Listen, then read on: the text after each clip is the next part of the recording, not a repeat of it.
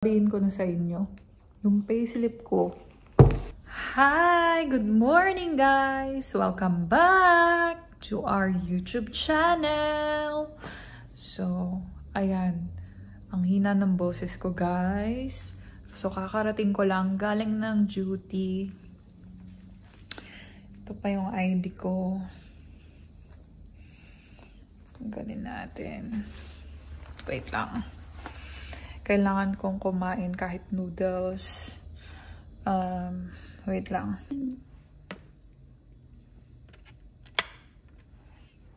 Okay.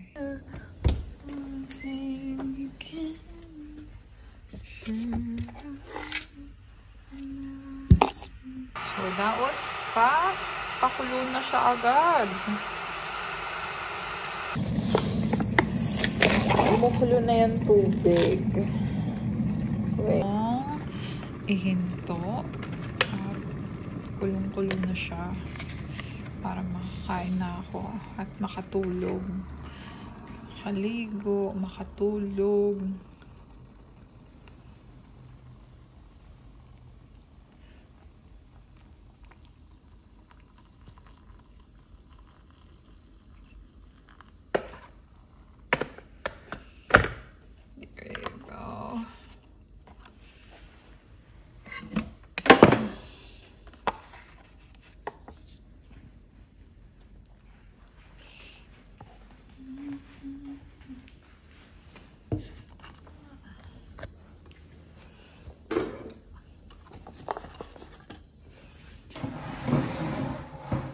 At least may ilaw.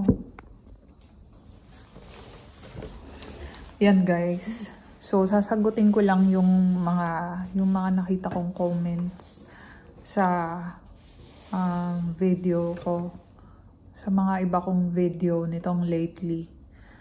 So ayan, galing akong trabaho. Night shift ako. 8-hour shift, which is kakaiba para sa akin. 11 p.m. to 8 a.m. 11 to 7:30 a.m.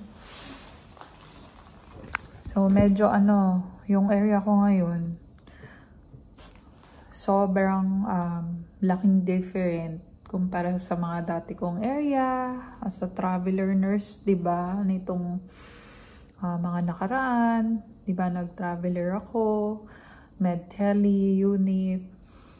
So, alam niyo naman, pag traveler, lagi yung mabibigat, demanding, high acuity patients mapupunta sa'yo.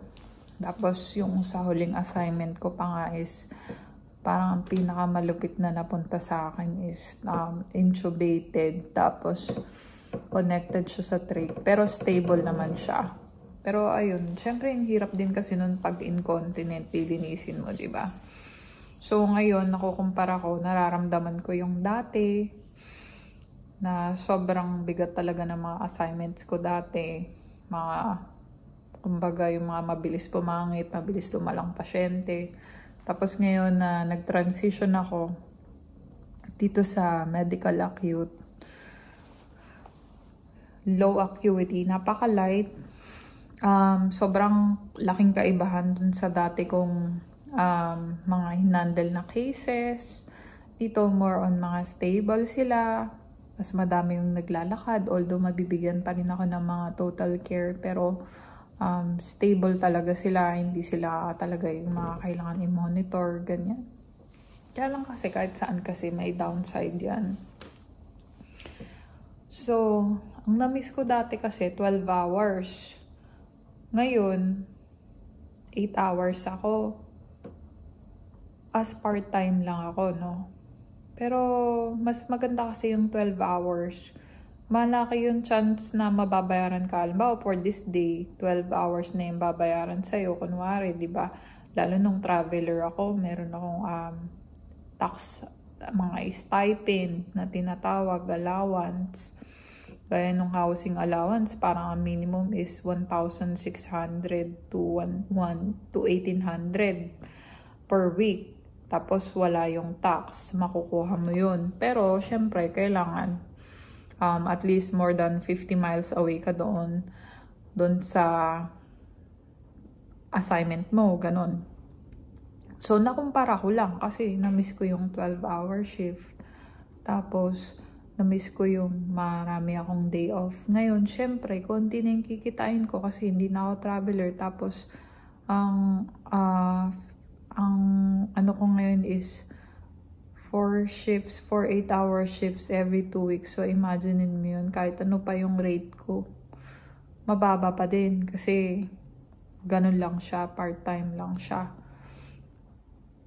At ang pinaka-ayoko pa, fix yung schedule ko na hindi talaga nila mahiwalay. Pinaka-ayoko, 4 straight nights ako magtatrabaho kahit pa 8 hours. Ayun yung isang kinakaayawan ko. Tapos syempre, dahil low acuity yung area nila, parang ang impression ko is talagang alam na nila lahat, di ba? Kasi hindi sila ganoon ka-busy. Halos memorize mo na yung chart, ganyan. Alam na yung kaso ng mga pasyente mo, ganun. Syempre, marami na naman tayong mga mga alam mo na, di ba? Mga ganun yung nakukumpara ko. Dati kasi, nung traveler ako, ayoko na lang magsalita. Basta yun na yun. Kahit mapunta pala ako sa mas magaan, meron din talaga yan mga pros and cons. Ganun na lang sabihin natin. So, kailangan yung uniform ko pala dito is may tatak. So, pinag-iisipan ko pa kung magtatagal ba ako dito bago ko patatakan yung uniform ko ng pangalan ng ospital. Kasi required daw yun. So, iniisip ko pa.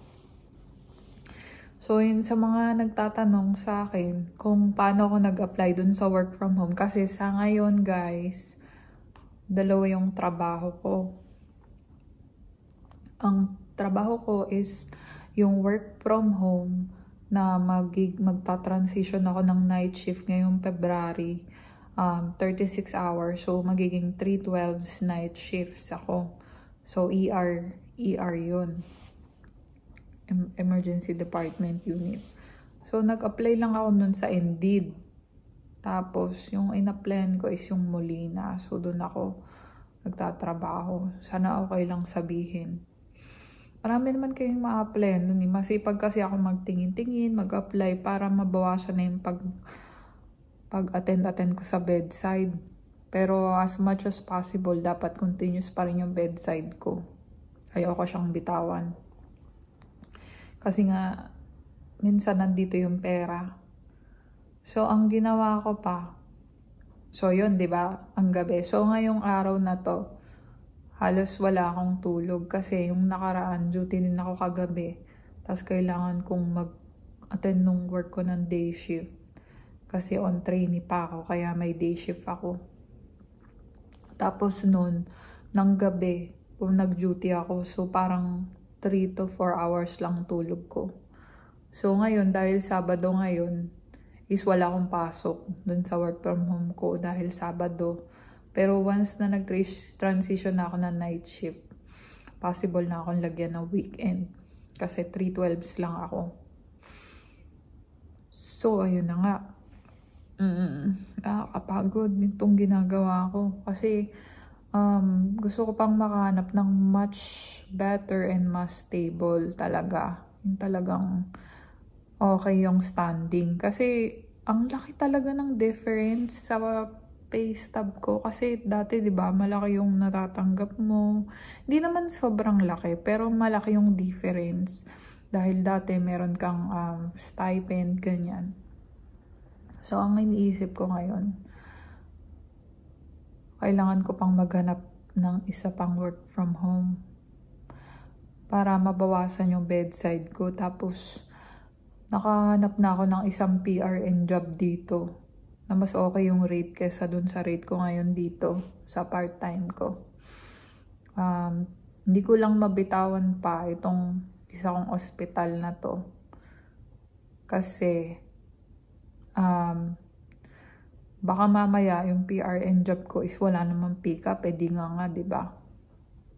So, alam nyo naman ako kung saan ako kumikita, dun ako. Kasi marami akong responsibilidad, kami ni Mahal, marami kaming responsibilidad. Pero ang pinaka gusto ko mangyari is sana makip ko yung PRN job ko ngayon na hindi pa ako nagsisimula doon. Pero mas gusto ko yung rate nun, yung PRN na yun. Tsaka nga pala guys, dati nabanggit ko sa vlog ko yung Nurse Finders, di ba? Alam nyo, parang hindi ko nagustuhan doon kasi na-try ko doon eh. Ang laki ng kinakaltas nila, tapos ang baba ng rate nila.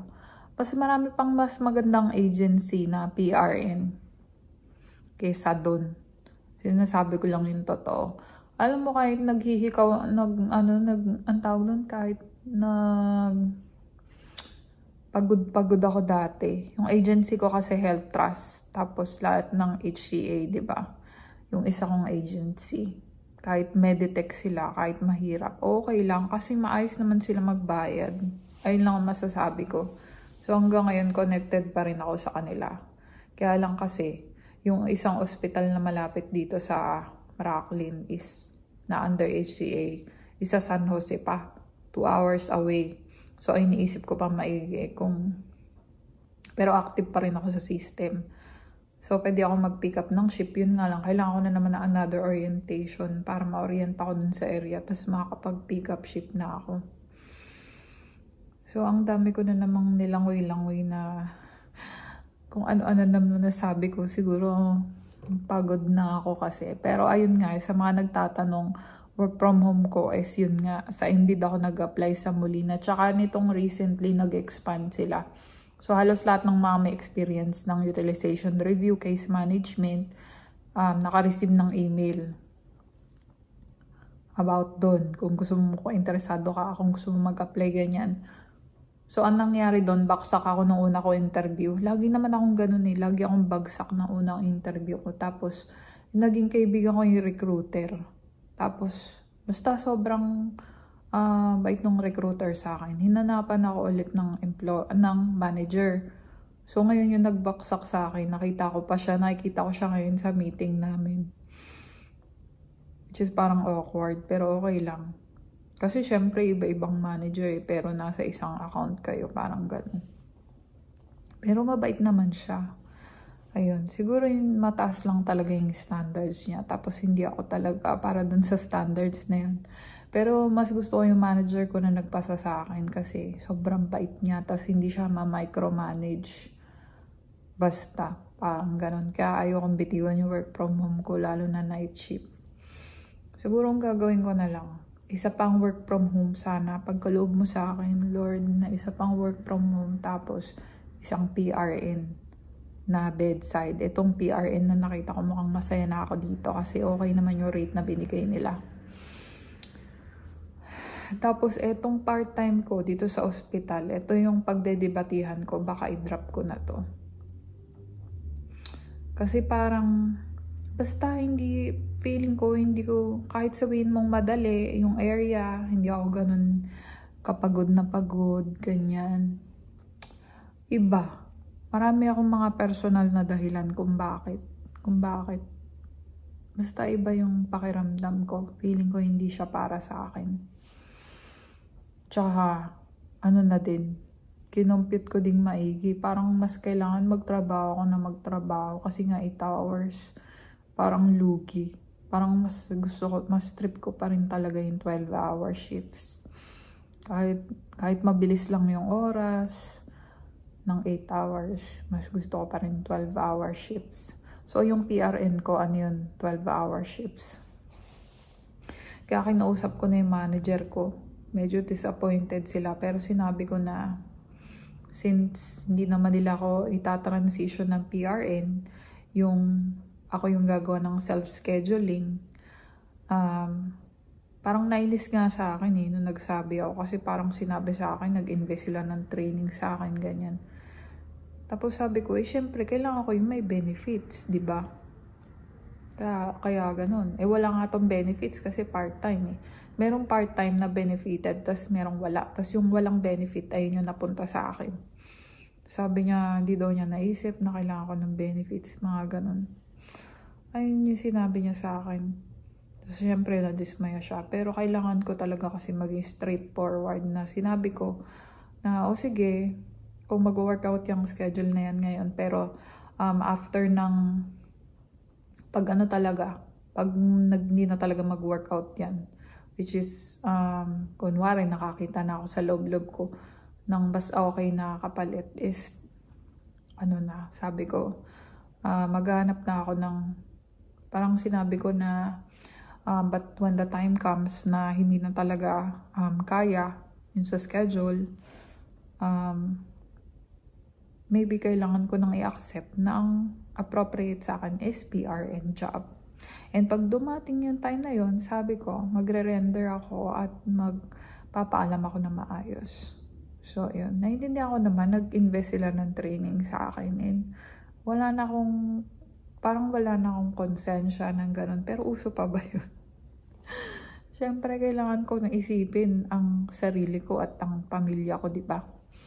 Tsaka, anong gagawin ko? Ma-stuck ako sa kanila. Tapos, wala akong benefits. Tapos, parang hindi ko gusto yung kasi 8 hours lang.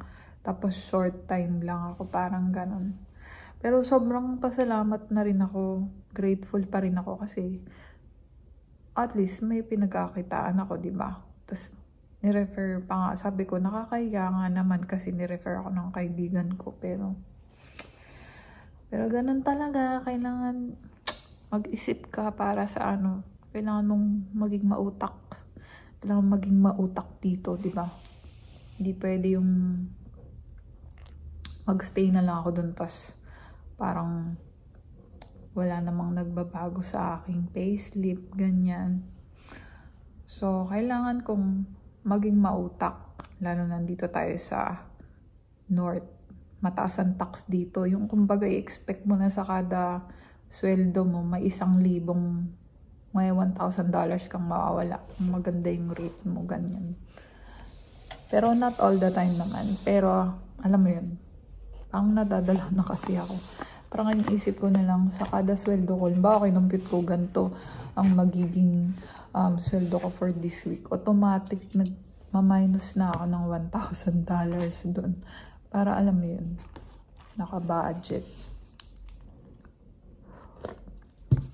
Kain. Tapos yun, may nagtanong pala sa akin. Paano daw ako natuto sa telemetry, di ba? Alam mo, hindi ko nga rin alam bakit ako na-hire ng telemetry. Wala nga akong telemetry experience. Feeling ko talaga yung agency ko yung gumawa ng paraan para ma-hire ako doon. Napakabait kasi nung agency ko na yun. Dati yung Infogenie. Mabait yung recruiter ko doon eh. Dahil sa kanya, nakapag-travel nursing ako. Kasi parang tinweak niya yung resume ko eh. Tapos, pero hindi ka pa rin talaga most of the time, yung mga hospital, mga PK yan, kailangan makapasa ka muna ng ECG test bago ka makapagsimula. May ganun muna. Tapos, syempre, pag nakapasa ka doon, edi magpo-produce ng parang certificate, na pasado ka, ganyan. Ayun. So, may exam bago ka. Kahit nung nag-travel nursing ako sa ibang hospital, palaging may pa-exam ng ECG. Tapos, dati, hindi ako marunong magbasa. Parang ang alam ko lang ata sa ECG is normal sinus, ganyan. Kahit sabi yung pinag-aaralan mo sa nursing, iba pa rin yung may experience ka. Pero alam mo yun, kapag palagi mo kasi ang nakikita sa floor, mare-retain na yan sa'yo. So, pag nag-check ka ng rhythm ng pasyente, yung parang alam mo na kung may abnormal, ganyan. So, pag tinitingnan mo, alam mo na kung nag-AFib siya, kung nag-VTAC siya, alam mo na. Yun lang may importante. Tapos alam mo na kung may MI, may ST elevation, mga ganun. Yung kumbaga ako, nung una, nagbabasa-basa din ako, nag-i-initiative din ako na mag-search sa YouTube, Para lang ba ma-retain sa utak ko sa Google, ganyan. Pero ang makakapagpa-retain talaga nun is yung experience talaga. Kasi palagi may ma-encounter. Tapos kailangan mo mag-refer. Kasi kahit naman nandun ka na sa area, meron pa rin mga central monitoring tech na mag-a-alert sa'yo na, ay, yung pasyente mo nag-VTAC ng ganito katagal. Yung pasyente mo is naggaganto na, nag-BB-FIB na, ganyan. May mag-a-alert sa'yo. Kasi minsan mag-a-alert sa'yo, asystole, nag-a-asystole yung pasyente mo, yung pala pagtingin mo, hinugot lang yung ano. O kaya kung ano-ano ginawa niya dun sa monitor niya. Nagpanic na agad yung monitoring tech. Mga ganun ba? So, ayun lang naman yung masasabi ko dun sa mga nagtatanong. Other than that, ayoko na, napapagod na ako sa bedside, no? Pero hindi pa rin ako makaalis kasi kailangan ko kasi yung experience. Kasi alam nyo guys, itong bedside na to, itong pinaka-kinakaasaran kong bedside, pinaka-kinakaasaran ko dito sa ospital. Ito ang magbubukas sa inyo ng maraming pinto sa iba't ibang field ng nursing. Kasi pag nag-apply ka ng utilization review, kunwari, or case manager, palagi ang number 1 na gusto nila is may acute inpatient experience ka. Kaya advantage mo talaga yun. Tapos, sobrang advantage din na nag-travel nursing ako kasi na-hire ako agad mag-PRN. Dahil, syempre alam nila, ang training mo 1 day lang, 2 days lang. Mabilis kang maka-adapt, ganun. Kaya sobrang advantage. So, lahat ng mga pinagdusahan ko, nung nag-traveler nurse ako, yung lahat ng mabibigat kong assignment, lahat yun may magandang bunga naman pala. Tsaka alam mo yun, kahit pagod na pagod ako, kasi may katangahan ako, diba? Yung sapatos ko ba naman, masakit pala talaga sa paa yun. Kaya nung sinwitch ko yung sapatos ko sa Brooks, di mas okay na. Tapos nung nagsusuot na ako ng mga, mga ganito, mga ganyan. Dahil tinuro ni ma'am, si ma'am, sino ba yung mga nagko-comment sa video, maraming salamat talaga. Ayun. So, kahit duty ako, mga ilang araw, ganyan. Yung sakit, hindi na ganun kalupit. Kasi dahil dyan sa mga yan, yung sapatos, yung medyas, mga ganyan. Tapos, lagi ako naka-ready. Lagi akong may gunting sa bulsa, may pill crusher ako. Ay, meron akong pill cutter sa bulsa. Meron akong tape. Mga importante, may marker ako, pencil, ganyan. Alcohol. Para alam mo yun, marami ako nasa save ang time. Tapos ang charting ko, lagi akong advance. Pag bibigay ako ng meds, lagi kong ina-advance, mga ganun. Para hindi ako nande-delay umuwi. Lagi kang uwi on time, ganyan. So, yun. So, kahit na ayaw ko na mag-bedside, pa rin, tinitiis ko pa din. Tsaka, syempre, kahit tinitiis ko pa din, minimake sure ko na inaalagaan ko naman na maiging pasyente, na hindi sila mapapasama, ganyan. So, alam mo yun. Minsan talaga wala akong puso, no? Kasi tignan mo, dito gusto ko na naman lumayas eh. Kasi nga, kung saan nga ako mas kikita, doon ako pupunta. Ganun lang yun. Sabihin ko na sa inyo, yung payslip ko, itong, di ba, sabihin ko na sa inyo ha, yung payslip ko, itong, so kawawa naman yung mga hindi magtatapos ng video, hindi nila malalaman. Na-dismayed ako nung umpisa kasi ang Meron kasi silang sinusunod na bracket, ganyan. Hindi ko alam kung totoo ba yun. Pero dahil may unionize nga daw dito. So, ang nangyari, siguro hindi ako umabot doon sa bracket na yun. Kasi wala pa akong 2 years inpatient or bedside dito sa US. Siguro malapit na ako mag 2 years, pero parang kulang pa ng 1 to 2 months nung time na nag-apply ako. So, ang binigay sa aking rate is 68 lang per hour. Which is close sa rate ng new grads dito. Kasi parang ang rate ng new grad nila dito is 65. Tapos parang binibigay na night diff sa akin is $4 or $6 ata. So magkano lang yon, i-compute nyo. Tapos, ang nangyari, sabi ko, bakit naman ganun? Sabi kong ganun, meron akong experience, ganyan. Bakit parang unfair? Parang sabi ko, is there a way that you can increase it? Ganyan. So, in-increasean niya. Pero ang galing, ang in-increasean niya guys, yung yung differential, hindi yung base rate. So, ang ginawa niya sa night diff is $10. So, i-total nyo 78 per hour. Diba? All in all for the night shift. For 8 hours.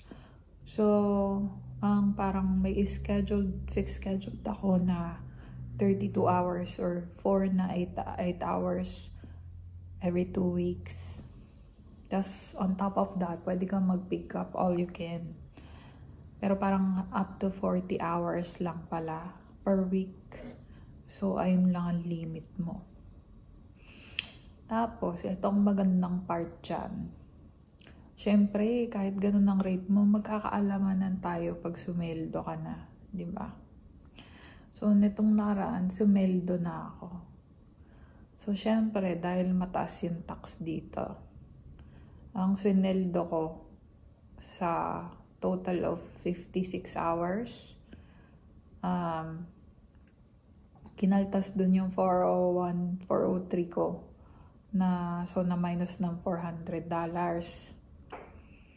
Ang swineldo ko is $3,000 lang guys.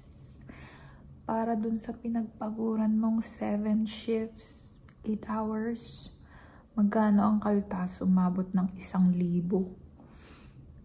So, $3,000 yung swineldo ko for the 7-8 hour shifts for night shift. Parang ganun. Basta 56 hours, i-compute nyo. 8 times 7, 56, diba? So, 7 shifts. So, ganun siya kalupit. Kaya, hindi nyo ako masisisi kung gusto kong umalis. Dahil dyan. Diba? Kailangan ko maging mautak kasi hindi lang naman sarili ko yung sinusuportahan ko. Which is, mas madami pa kayong makikita. Ganyan, nag-apply ako ng PRN. Mas malaki yung difference ng rate na binigay nila sa rate ko dito ngayon. So, yun. Diba? Pero, kasi nga ayoko na masyadong mag-bedside. Gusto ko talaga mabawasan na. Gusto ko mag-PRN na lang ako, tapos magdalawang work from home. Ayun na lang.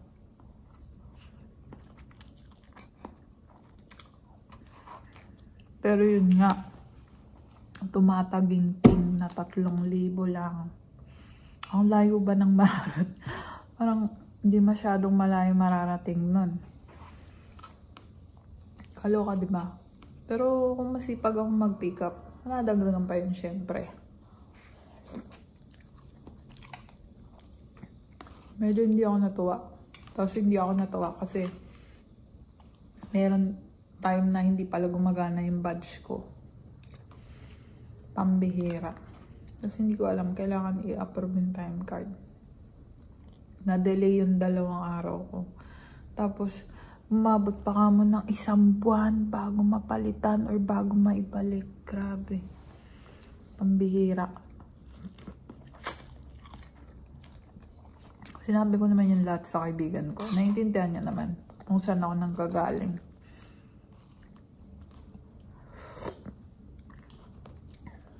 Tsaka, maintindihan niya naman yun talaga. Kasi hindi lang naman kami yung binubuhay namin. Diba?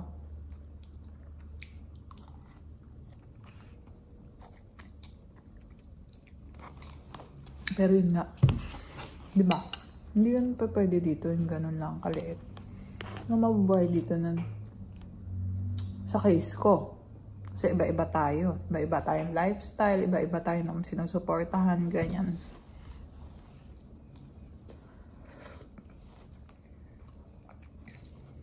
Kasi, syempre may mga pinag-investan na din kami ni Mahal eh. Mga ganun. So, yun lang. Ang dami ko na namang na-share. Kaya kung natapos mo yung video na to, malalaman mo kung bakit. Kung bakit naghahanap na naman ako ng iba.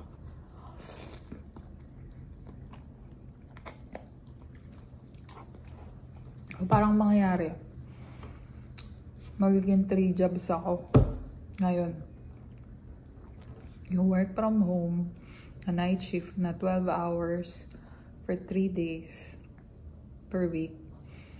Tapos yung itong part-time ko dito sa ospital, ito nagdedelikado to kasi baka i-drop ko to anytime pag medyo naging stable ako dun sa PRN or pag may nakita ako ng isa pang trabaho na work from home.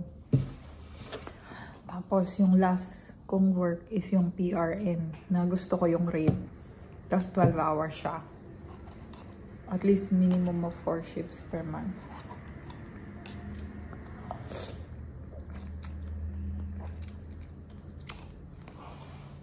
So, yun lang guys. Sana may napulot kayo sa video na to.